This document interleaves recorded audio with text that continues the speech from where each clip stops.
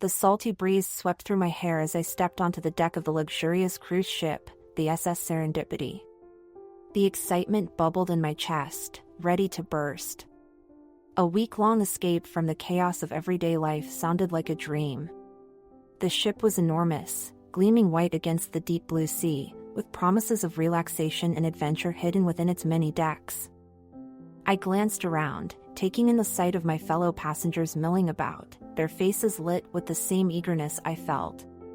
Couples held hands, families corralled children, and groups of friends laughed together. It all felt so promising, a microcosm of joy floating on the waves. "Welcome aboard," a cheerful crew member said, handing me a brochure. "We hope you have a wonderful journey with us." "Thank you," I replied, flashing a smile before heading towards the grand atrium. The interior of the ship was even more stunning than I had imagined. Crystal chandeliers hung from the ceiling, and polished marble floors reflected the opulence of the surroundings. After dropping my luggage off in my cozy cabin, I decided to explore. I wandered through the dining rooms, gyms, theaters, and lounges, marveling at the sheer extravagance. Every corner of the ship seemed designed to delight. As evening approached, I found myself on the upper deck, watching the sunset. The sky was a masterpiece of orange and pink hues, slowly darkening as the sun dipped below the horizon. The gentle rocking of the ship was soothing, and I closed my eyes, savoring the moment. But then, I felt it. The unsettling sensation of being watched. I opened my eyes and scanned the deck. At first, I saw nothing out of the ordinary. People were chatting and laughing, enjoying their evening. But then, out of the corner of my eye, I spotted a crew member standing by the railing, his eyes fixed on me. He wore the standard uniform, but there was something off about him. His stare was intense, almost predatory. A shiver ran down my spine. I tried to brush it off, convincing myself that I was just being paranoid. After all, it was a big ship, and people looked at each other all the time. Right? I decided to head back to my cabin. The hallways were quieter now, with most passengers at dinner or attending the evening show. The silence was both a relief and a bit eerie. As I approached my door, I noticed something on the floor. A small, folded piece of paper. Curious, I picked it up and unfolded it. The message inside was simple but chilling. "Be careful. They're watching you." My heart skipped a beat, and I quickly looked around. The hallway was empty. I rushed into my cabin and locked the door behind me, my mind racing. Who could have left this note? Was it a prank? Or was there something more sinister at play? I took a deep breath and tried to calm down. I told myself that it had to be a joke, maybe one of those escape room-style games that some cruises offered. Yet, I couldn't shake the feeling of unease. I decided to distract myself by freshening up and heading to the ship's main dining room. The dining room was abuzz with activity, the clinking of glasses and silverware blending with the murmur of conversation. I found a seat by the window, hoping the view of the moonlit ocean would help ease my nerves. The meal was exquisite, a 5-course feast that should have been the highlight of my evening. But my mind kept drifting back to the note and the crew member's unsettling stare. After dinner, I wandered aimlessly through the ship, trying to lose myself in the crowd. I stopped by the casino, played a few rounds of roulette, and even tried my luck at the slot machines.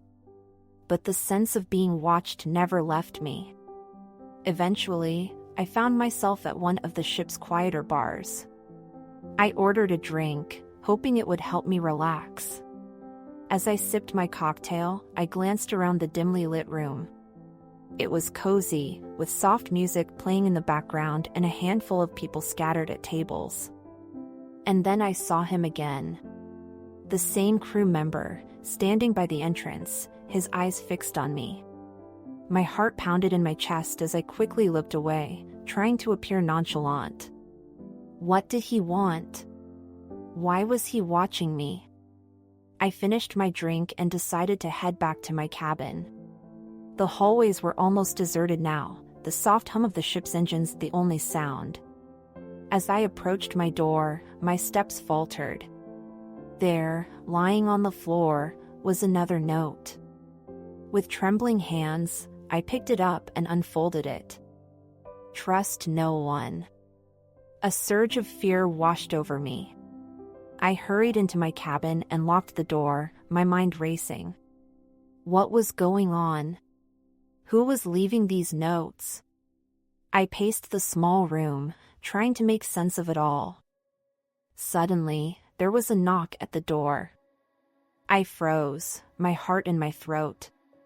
Another knock, more insistent this time. Who is it? I called out, my voice shaky. Housekeeping, a voice replied. I hesitated, then slowly approached the door. Peeking through the peephole, I saw a woman in a uniform, holding a cart. She seemed normal enough, but after the notes, I wasn't taking any chances. I'm fine, thank you, I said, backing away from the door. There was a pause, then the sound of the cart being wheeled away. I let out a breath I didn't realize I was holding. I needed to get some rest, clear my head. As I got ready for bed, I couldn't shake the feeling that something was terribly wrong. I double-checked the lock on the door and even wedged a chair under the handle, just in case. Exhausted, I finally crawled into bed, but sleep didn't come easily. In the darkness, every creak and groan of the ship sounded magnified. My mind replayed the events of the day, the unsettling stare, the mysterious notes.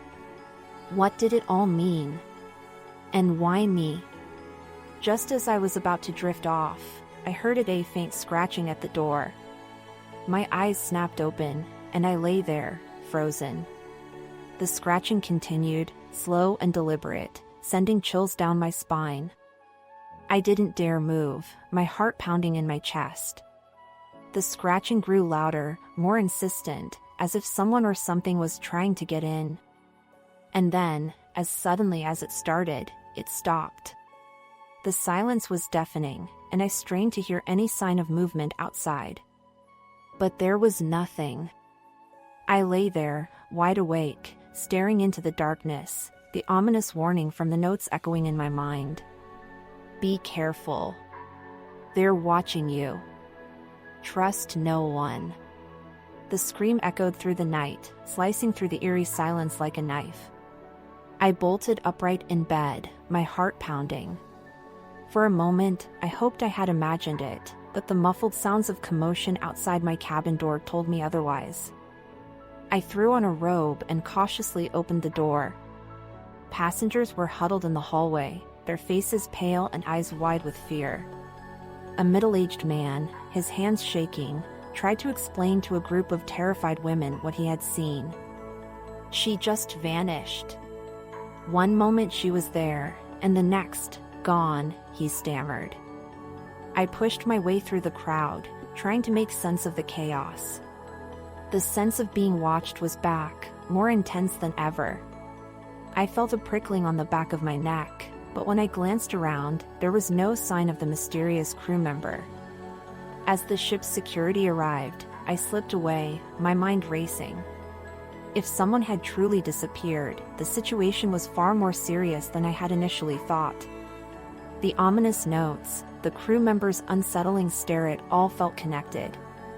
Determined to find answers, I made my way to the ship's main lounge, hoping to gather more information. The lounge was less crowded now, with only a few passengers scattered about, whispering nervously. I spotted Mark, a fellow passenger I had met during the boarding process. He was a friendly, outgoing man, and I hoped he might have some insight. Mark, did you hear what happened? I asked, sitting down beside him. He nodded, his expression grim. Yeah, it's all anyone can talk about. Apparently, a woman went missing from her cabin. No one saw or heard anything except for that scream. I shivered. I found these notes, I said, showing him the crumpled pieces of paper. They warned me to be careful and to trust no one.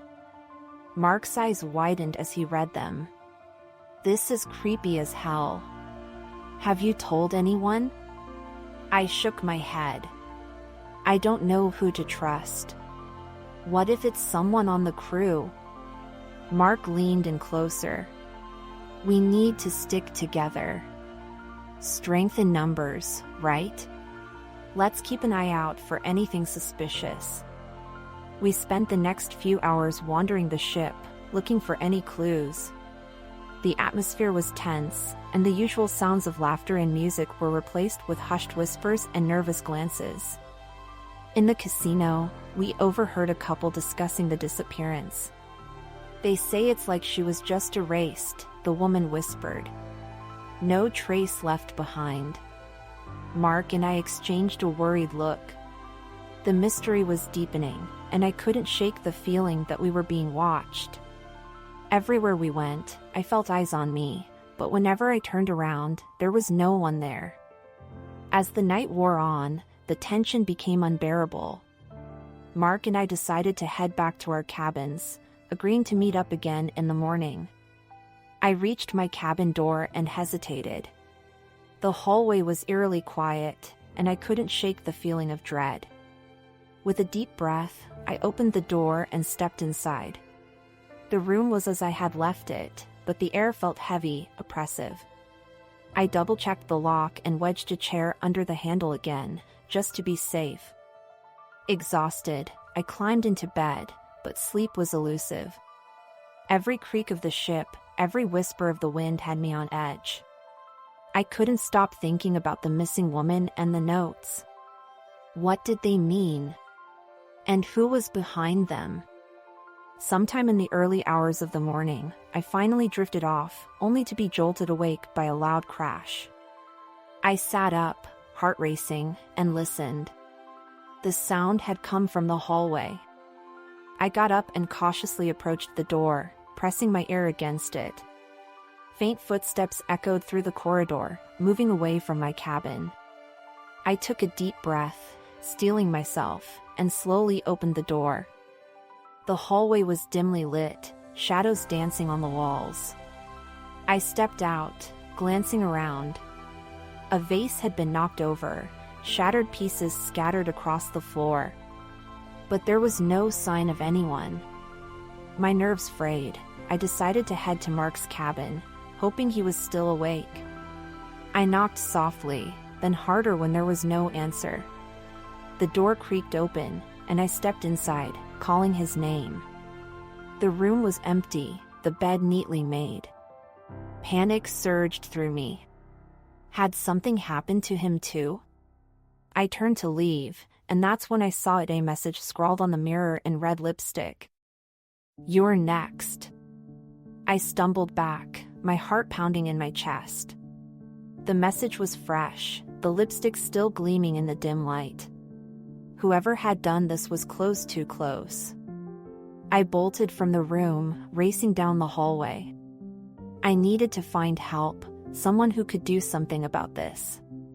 But as I rounded the corner, I ran straight into the crew member from before.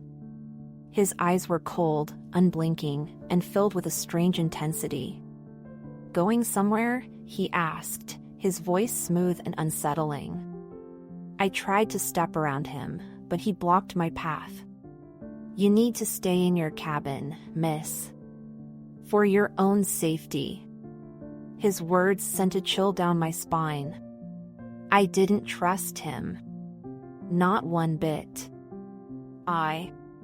I need to find my friend," I stammered, trying to keep my voice steady.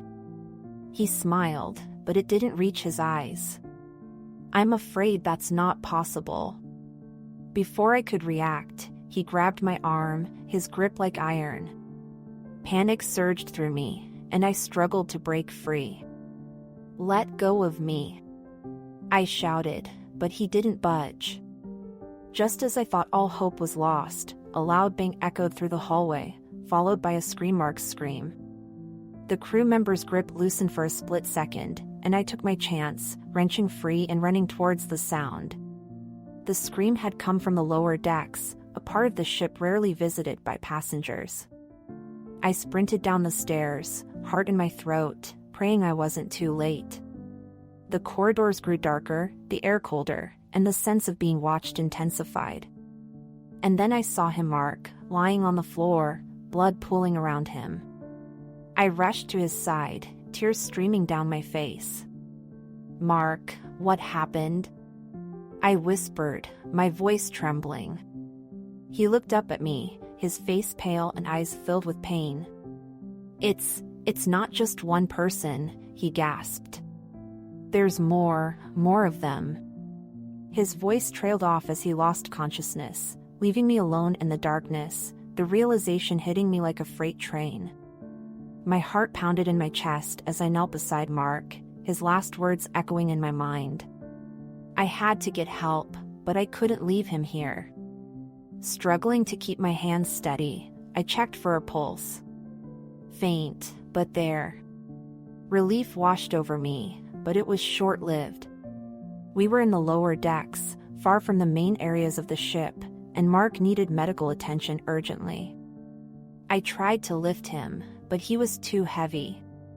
Desperation clawed at me as I scanned the dimly lit corridor, hoping for a miracle. Then I heard a faint, almost imperceptible sound of footsteps approaching. Panic surged through me. Whoever had attacked Mark could still be nearby. Thinking quickly, I spotted an empty utility closet a few feet away. With all the strength I could muster, I dragged Mark's unconscious form inside and shut the door behind us.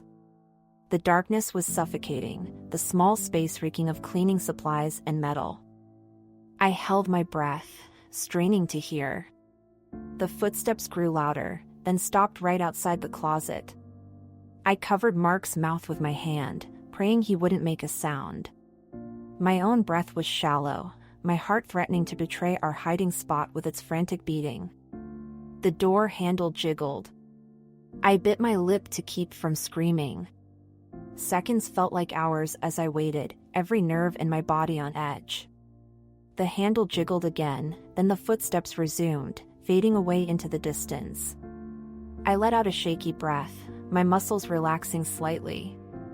We couldn't stay here forever. I had to find help, but leaving Mark alone seemed like a death sentence. My mind raced, trying to formulate a plan. Then, an idea struck me. The ship's security office was on this deck, not too far from where we were hiding. If I could reach it, I could call for help and get Mark to safety. "Stay here, Mark," I whispered, though I knew he couldn't hear me. "I'll be back. I promise." With one last glance at his unconscious form, I slipped out of the closet and crept down the hallway, every shadow seeming to hide a potential threat. The lower decks were eerily silent, the occasional creak of the ship the only sound. The oppressive feeling of being watched never left me. I finally reached the security office, but the door was ajar, and the room was dark. My heart sank. If the security personnel were compromised, who could I trust? I pushed the door open wider and stepped inside, my hand fumbling for the light switch. The fluorescent lights flickered on, revealing a scene of chaos. The office had been ransacked, papers scattered everywhere, and the communication equipment smashed. My hope of calling for help was dashed. I was about to leave when I noticed a small security monitor still functioning. I approached it, praying for a miracle. The screen flickered, showing various camera feeds from around the ship. Most of them were static, but one caught my eye: the feed from the engine room.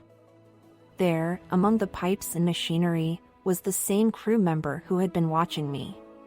He was talking to another man, their faces obscured. They seemed to be arguing, their gestures animated.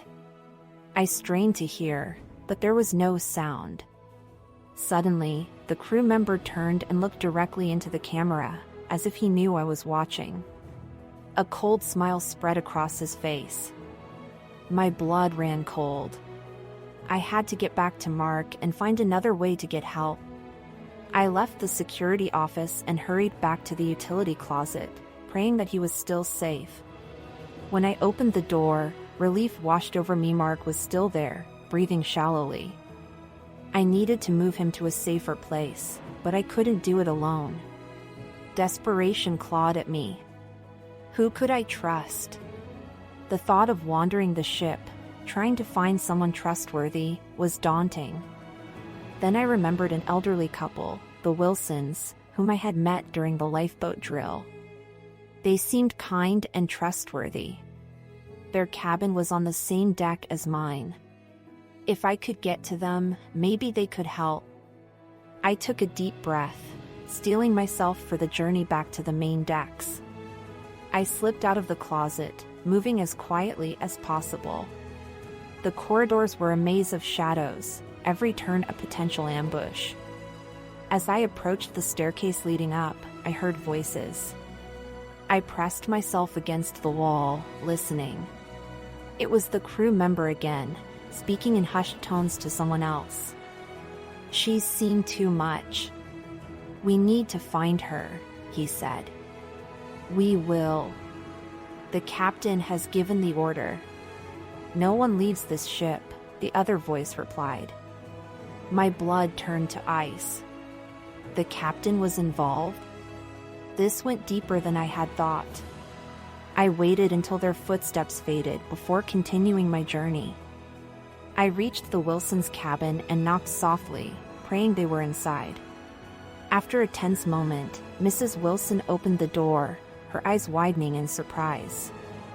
"Sarah." "What's going on?" she asked, concern etched on her face. "Please, I need your help. My friend is hurt, and we need to get him to safety," I whispered urgently. Mr. Wilson appeared behind his wife, his expression serious. "Come in, quickly." I stepped inside, the door closing behind me.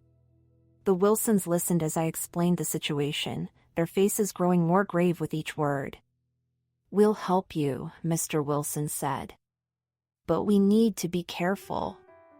If what you're saying is true, we can't trust anyone on this ship." Together, we made our way back to the utility closet, the ship's corridors eerily silent. We managed to move Mark to the Wilsons' cabin, where Mrs. Wilson tended to his wounds. "We need a plan," I said, my voice trembling. "We can't stay here. We need to find a way to contact the outside world." Mr. Wilson nodded. "The radio room is our best bet. It's heavily guarded, but it's our only chance." Just as we were formulating our plan, the lights flickered and went out, plunging us into darkness. The ship shuddered, and a low, ominous hum filled the air. "What's happening?" Mrs. Wilson whispered, her voice filled with fear. The ship was losing power. We were being plunged into darkness, cut off from the world. And somewhere in the shadows, they were watching, waiting. Suddenly, a loud, rhythmic banging echoed through the hallway, growing closer with each beat. The rhythmic banging grew louder, each thud reverberating through the ship's darkened halls. We huddled together in the Wilsons' cabin, the flickering emergency lights casting eerie shadows on the walls. My mind raced as I tried to come up with a plan, any plan, to get us out of this nightmare. Mr. Wilson glanced at me, his expression grim but determined. "We can't stay here. We need to move, and quickly." Mrs. Wilson nodded, her face pale but resolute.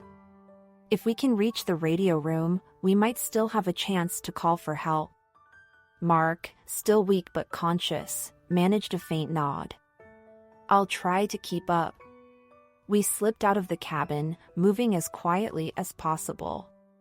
The corridors were empty, but the oppressive feeling of being watched never left me. Every shadow seemed to conceal a threat, every creak of the ship a prelude to danger. As we made our way toward the radio room, the ship's layout became increasingly unfamiliar. It was as if the cruise liner had transformed into a maze, designed to disorient and trap us. My pulse quickened as I realized we were venturing into parts of the ship I had never seen before, places that weren't on any of the maps I had studied. "Keep moving," Mr. Wilson urged, his voice a tense whisper. "We're almost there." But as we rounded a corner, we came face to face with the crew member who had been watching me. He stood at the end of the corridor, flanked by two others, their expressions cold and unfeeling. "Going somewhere?" he asked, his voice dripping with malice. Panic surged through me. We had no choice but to run. I grabbed Mark's arm, pulling him along as we turned and fled back the way we came. The sound of footsteps echoed behind us, closing in with terrifying speed. "This way," Mr. Wilson shouted, leading us down a narrow side passage. We stumbled through the dark, our breaths coming in ragged gasps. The walls seemed to close in around us, the air thick with tension. We burst into a small maintenance corridor, the dim emergency lights flickering ominously.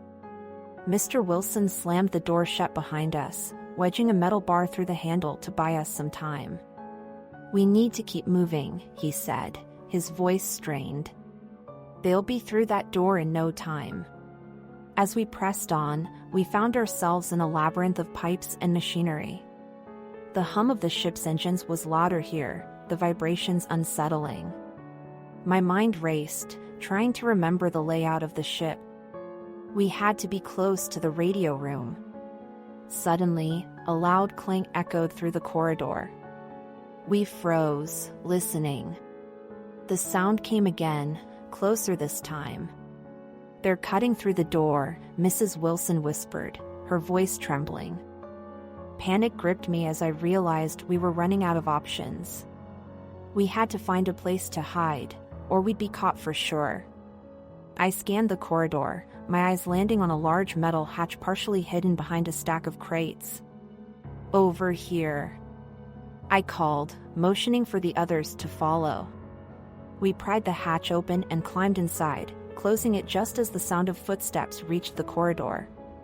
We huddled together in the cramped space, the darkness pressing in on us. My heart pounded in my chest, every nerve on edge. The footsteps grew louder, then stopped right outside our hiding place. My breath caught in my throat as I heard voices, low and menacing.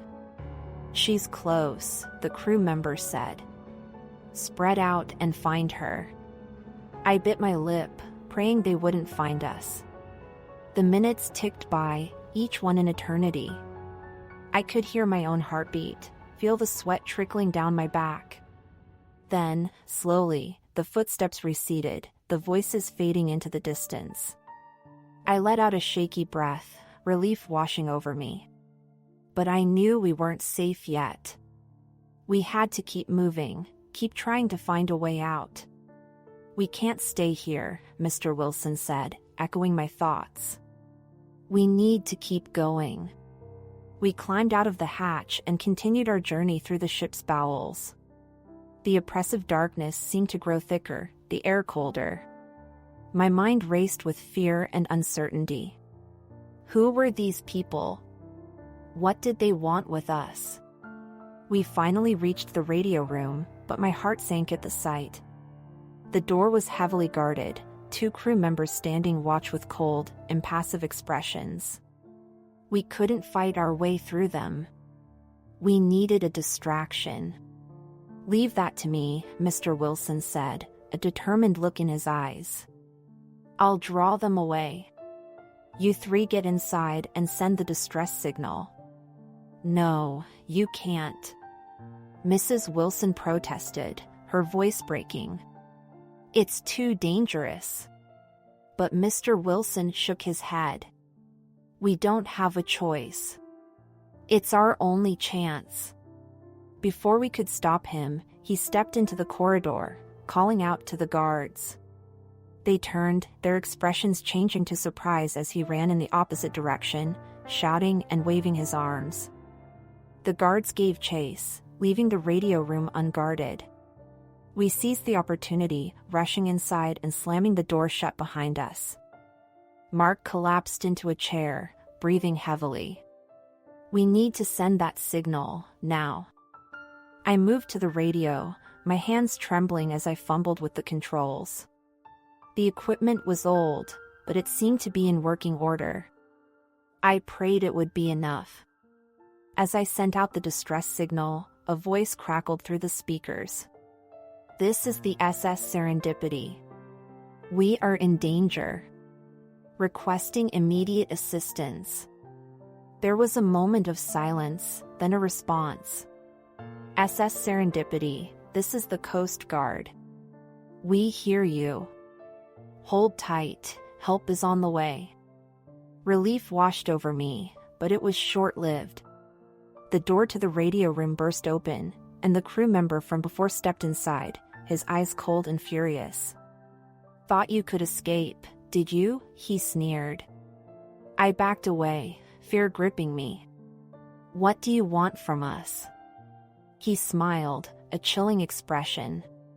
"To keep you quiet. Permanently." Before I could react, he lunged at me, a knife gleaming in his hand. The knife glinted in the dim light as the crew member lunged toward me, his expression twisted with malice. Time seemed to slow as I scrambled backward, my mind racing for a way out. Mark, despite his weakened state, tried to rise from his chair, but the crew member's focus was entirely on me. I grabbed a heavy radio transmitter from the table and swung it with all my might. The metal connected with a sickening thud against the crew member's head, and he staggered back, dropping the knife. "Run!" I screamed at Mark and Mrs. Wilson. We bolted from the radio room, leaving the crew member dazed but not defeated. The narrow corridors of the ship seemed to close in on us as we ran, our footsteps echoing in the oppressive silence. We needed to find a place to hide, a place to regroup and plan our next move. "Down here," Mrs. Wilson shouted, leading us toward a stairwell that descended into the bowels of the ship. We plunged into the darkness below, the air growing colder and damper with each step. The stairwell twisted and turned, a labyrinth that seemed to descend into the very heart of the ship. My lungs burned, and fear clawed at my mind. At the bottom, we emerged into a maze of maintenance corridors, pipes hissing with steam and the walls slick with condensation. The oppressive hum of the ship's engines was louder here, vibrating through the metal floors. "We need to find somewhere to hide," I panted, looking around frantically. "They'll be after us any second." Mark leaned against a wall, struggling to catch his breath. "We can't keep running like this. We need to find a way to fight back." Mrs. Wilson nodded, her face pale but determined. "There has to be something down here we can use." We stumbled through the maintenance corridors, searching for anything that could help us. The further we went, the more I felt the weight of the ship pressing down on us, a steel tomb in the middle of the ocean. The sense of being hunted grew stronger with every step, and I couldn't shake the feeling that we were walking into a trap. Then we found it, a small, hidden room tucked behind a massive boiler. Inside were shelves lined with tools and equipment, a treasure trove of potential weapons. "This will do," Mark said, grabbing a heavy wrench. "We can defend ourselves with these." I armed myself with a crowbar, the cold metal reassuring in my hand. Mrs. Wilson took a pipe, her knuckles white with tension. We barricaded the door with whatever we could find, determined to make a stand. But even as we prepared, I couldn't ignore the gnawing fear that it wouldn't be enough. The crew members were organized, relentless. We were cornered rats, and they were the cats toying with us before the kill. Minutes passed like hours, the silence punctuated only by the distant hum of the engines. Every creak of the ship, every whisper of steam made my heart jump. We needed a plan, a way to get out of this alive. "We need to figure out who they are and what they want," I said, my voice barely above a whisper. "Maybe we can use that against them." Mark nodded. They're hiding something, something big. If we can find proof, we might be able to leverage it. But before we could formulate a plan, the door shook violently, the sound of fists pounding against it echoing through the room. Our barricade held, but it wouldn't for long. "They've found us," Mrs. Wilson cried, her voice trembling.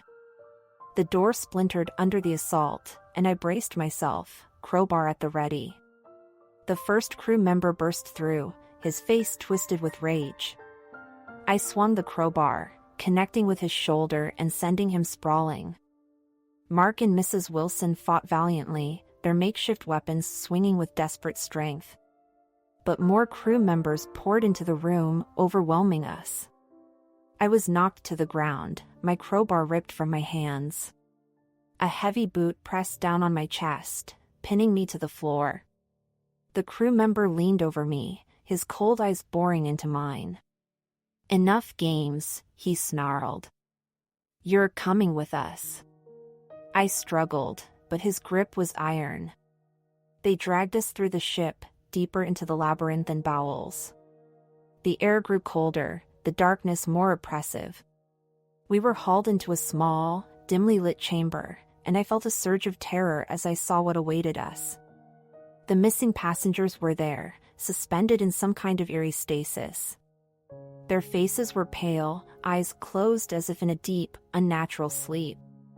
A chill ran down my spine as I realized we were looking at our fate. The crew member shoved us into the chamber, his smile cold and triumphant. "You'll join them soon enough. But first, the captain wants a word." The door slammed shut behind us, locking us in with the silent, suspended forms of the missing passengers. The reality of our situation hit me like a tidal wave. We were trapped, and time was running out. As I looked around the chamber, my eyes fell on a small, hidden door partially obscured by machinery. Hope flickered in my chest. If we could reach that door, maybe we could find a way out. But before I could voice my plan, the main door creaked open, and the captain stepped inside. His eyes were dark, filled with a malevolent intelligence. "Welcome to my domain," he said, his voice smooth and sinister. "You've been quite troublesome, but it's over now. You'll never leave this ship." My heart pounded as I realized the full extent of the horror we faced. The captain was in control, and he intended to keep us here forever. As he approached, a cruel smile on his lips, I glanced at the hidden door.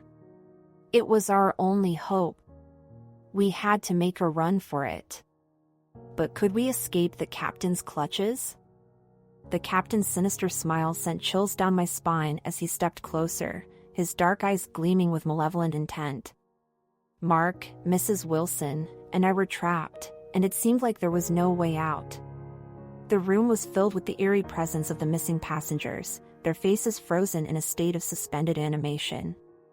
It was a nightmare made real.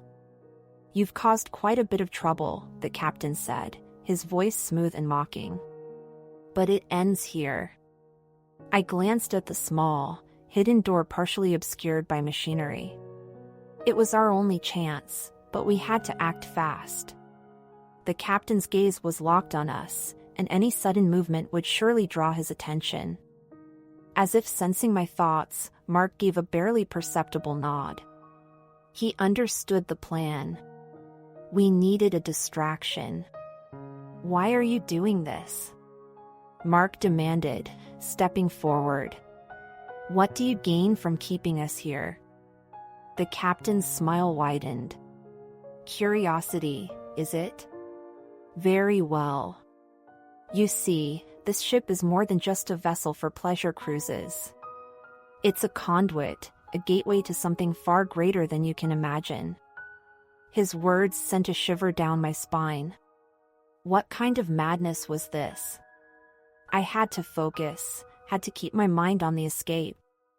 Mark kept the captain engaged, drawing his attention.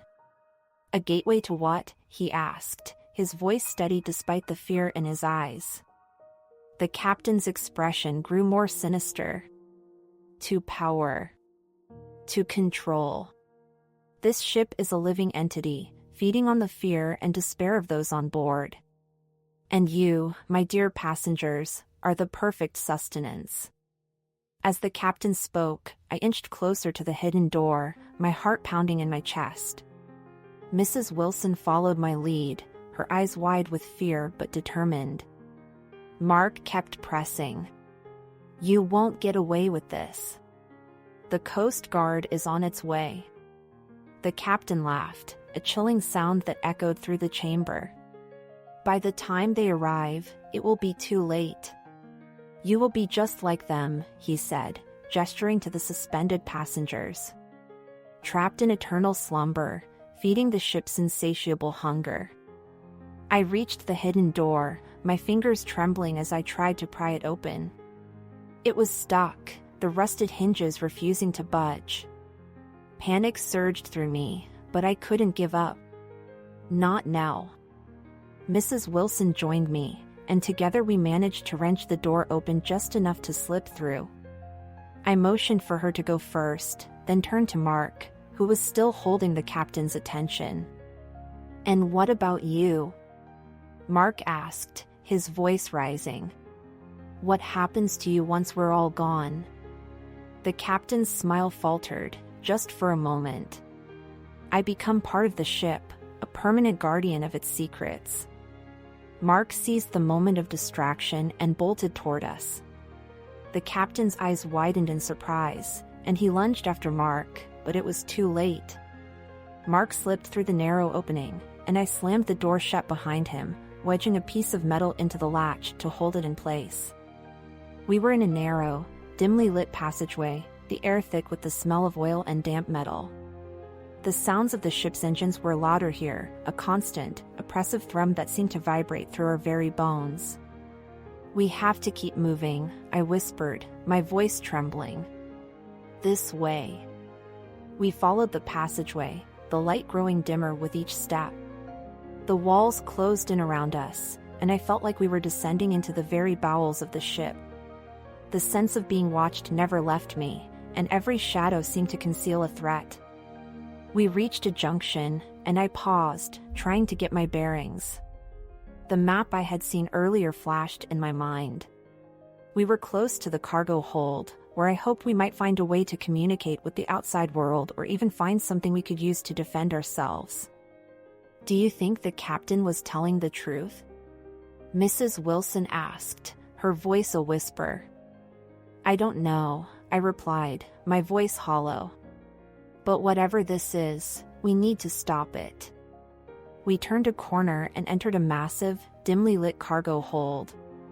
The space was filled with crates and containers, their shadows stretching like dark specters in the flickering light. I felt a surge of hope. If we could find something useful here, we might stand a chance. Spread out, I said. Look for anything we can use. We moved through the cargo hold, our footsteps echoing in the vast, empty space. The sense of unease grew with every step, the oppressive darkness pressing down on us. I opened a crate and found nothing but old supplies, useless in our current situation. Over here. Mark called, his voice tinged with urgency. We rushed to his side and found him standing before a large, locked container. The markings on it suggested it was used for emergency supplies. My heart pounded with hope. If we could get it open, we might find something to help us. Help me with this, Mark said, grabbing a crowbar. Together, we pried the container open. Inside, we found a trove of supplies, flares, a radio, and even a few weapons. Relief washed over me.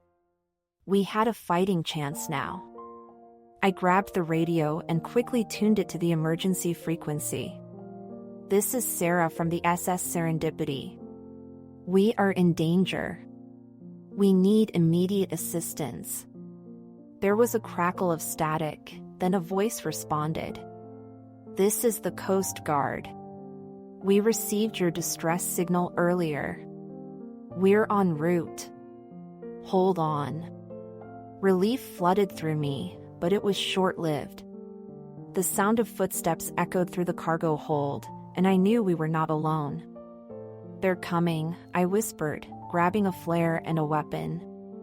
We took up defensive positions, our hearts pounding with fear and determination. The shadows seemed to come alive, and the sense of being watched intensified. Then, from the darkness, the captain emerged, flanked by several crew members. His eyes were cold, his smile twisted with malevolent glee. "You think you can escape?" he sneered. "This ship is my domain. You will never leave." I lit the flare, the bright light cutting through the darkness. The captain and his crew members recoiled, their eyes narrowing in hatred.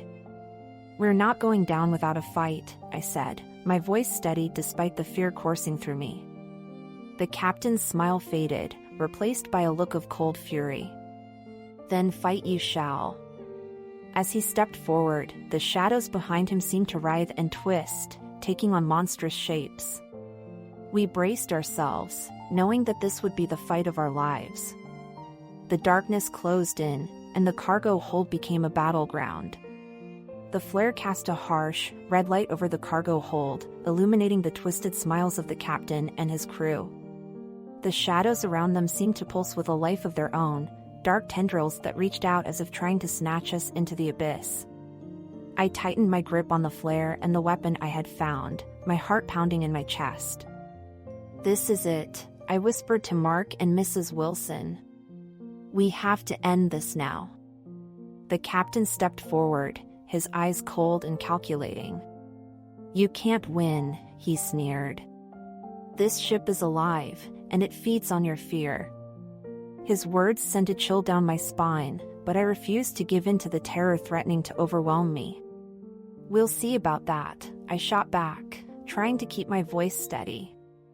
The crew members advanced, their movements eerily synchronized, as if they were extensions of the ship itself. Mark and Mrs. Wilson flanked me, their faces set in grim determination. We had no choice but to fight. The first crew member lunged at me, but I swung the flare, the bright light causing him to recoil. Taking advantage of his hesitation, I struck him with the weapon, sending him sprawling to the ground. Mark and Mrs. Wilson fought off their attackers with equal ferocity, the clang of metal against metal echoing through the cargo hold. The captain watched, his expression one of cold amusement. "You can't fight forever," he taunted. "This ship will consume you." Ignoring his words, I focused on the fight. We managed to hold our ground, but the crew members kept coming, their attacks relentless. My arms ached, and exhaustion threatened to overtake me, but I couldn't give up. Not now. In the chaos, I saw an opportunity. The container we had pried open earlier held more flares and a few improvised explosives. If we could create a distraction, we might be able to escape and reach the Coast Guard in time. "Mark, Mrs. Wilson, cover me," I shouted, diving toward the container. They fought off the crew members with renewed vigor, giving me the precious seconds I needed.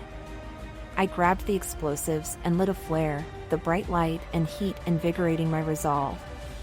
"Get down," I yelled, tossing the explosives toward the advancing crew members. The explosion rocked the cargo hold, a deafening roar that sent debris flying. The crew members were thrown back, their forms shrouded in smoke and darkness.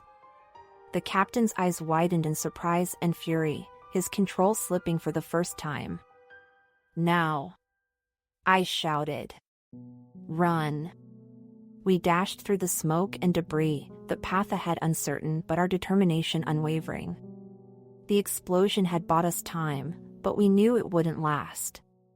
The ship seemed to shudder in anger, the very walls closing in around us as we ran. We burst out of the cargo hold and into the labyrinthine corridors of the lower decks. The oppressive darkness seemed to press in on us, but we pushed forward, driven by sheer willpower. The captain's voice echoed through the ship, a chilling reminder that he was still hunting us. "You can't escape," he roared. This ship is my domain. But we didn't stop. We raced through the twisting passages, guided by the faint hope of reaching the upper decks and signaling the Coast Guard. The ship seemed to fight us every step of the way, doors slamming shut, corridors shifting and changing, but we pressed on. Finally, we reached a staircase leading up to the main deck. Our legs burned with exertion, but the promise of escape pushed us forward. As we climbed, I glanced back and saw the captain and his remaining crew members closing in, their faces twisted with rage. "We're almost there," Mark shouted, his voice hoarse but determined. We burst onto the main deck, the fresh sea air a stark contrast to the oppressive darkness below. The moon hung low in the sky, casting an eerie glow over the ocean. In the distance, I saw the lights of the Coast Guard ship, a beacon of hope cutting through the night. "We need to signal them," Mrs. Wilson cried, her eyes wide with urgency. I grabbed a flare gun from a nearby emergency kit and fired it into the sky. The bright red flare soared upward, illuminating the deck and casting long shadows over the ship. The Coast Guard lights changed direction, heading straight for us. Relief flooded through me, but it was short-lived. The captain and his crew burst onto the deck, their faces contorted with fury. "You can't escape," the captain snarled. "This ship will be your tomb." Desperation fueled us as we backed toward the edge of the deck, the cold ocean water below a daunting but necessary escape. The Coast Guard ship drew closer, but it wasn't close enough. With no other option, I turned to my companions. "We have to jump." Mark and Mrs. Wilson nodded, their faces pale but resolute. Together, we climbed over the railing, the icy wind whipping around us. As the captain lunged forward, I took a deep breath and leaped into the dark, churning waters below. The cold shock of the ocean hit me like 1,000 knives, stealing the breath from my lungs. I fought to the surface, gasping for air, and saw Mark and Mrs. Wilson beside me, struggling against the waves. The Coast Guard ship loomed closer, its searchlights cutting through the darkness. A lifeboat was lowered into the water, and I saw the rescue team waving us over. Hope surged through me as we swam toward salvation, the ship's dark shadow receding behind us. As we were pulled aboard the lifeboat, I looked back at the SS Serendipity. The ship seemed to writhe in the moonlight, its malevolent presence a stark contrast to the calm sea. The captain stood on the deck, his face twisted in rage and defeat. The Coast Guard ship pulled us to safety, and as we were helped aboard, I collapsed in exhaustion. The nightmare was over, but the memory of the ship and its dark secrets would haunt me forever. As the first rays of dawn broke over the horizon, I took a deep breath of the fresh morning air. We had survived. We had escaped the darkness.